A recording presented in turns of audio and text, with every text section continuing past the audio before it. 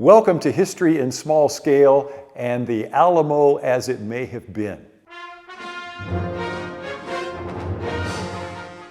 This is the very first diorama that I worked on many years ago, back in about 2013, 2014. It's a diorama of the events surrounding the Battle of the Alamo as it may have been. And in putting this diorama together, we had an opportunity as a family to go down and visit the Alamo Shrine in San Antonio, Texas, but then also to be able to go outside of the city of San Antonio, about 2.5 hours away, is a small little town called Brackettville, Texas.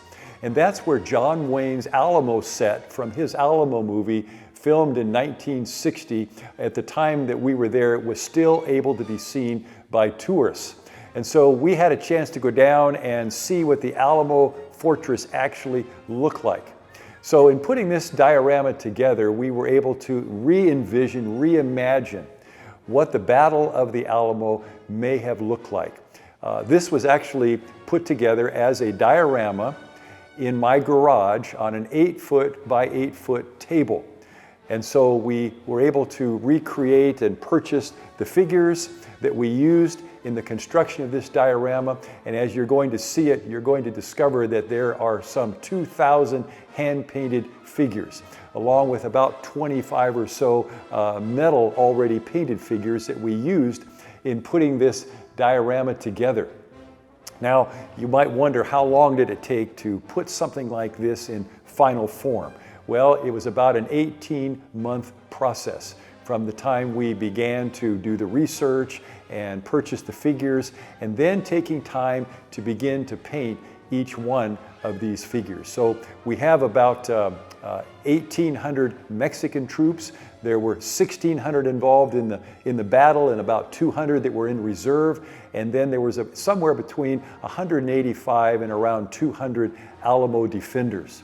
So in painting these uniforms for the Mexican soldiers, we went back and looked at historical drawings, looked at John Wayne's Alamo movie, and actually ended up creating about 8 to 10 different Mexican uniforms that are historically accurate and were actually used and involved in the battle.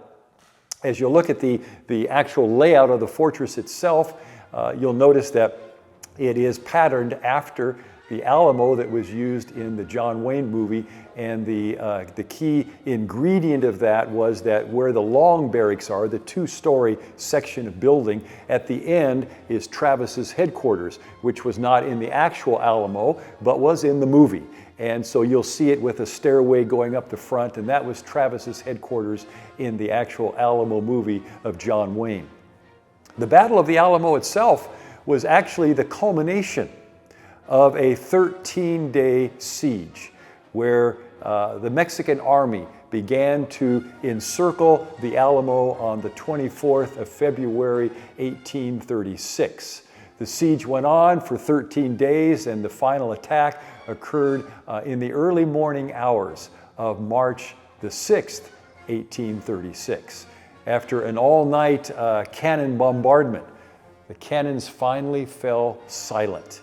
And suddenly, out of the darkness of the early morning hours, could be heard the cry, "Viva Santa Anna! Viva Santa Anna!" as the Mexican troops began to charge the walls of the Alamo. It was 5 a.m. It was still dark.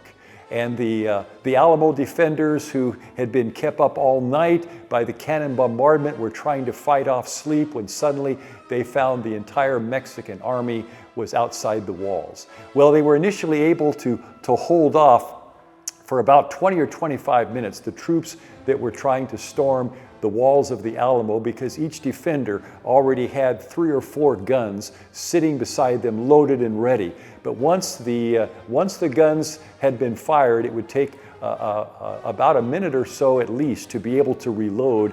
And during that time, the Mexican troops were able to eventually scale the walls of the Alamo.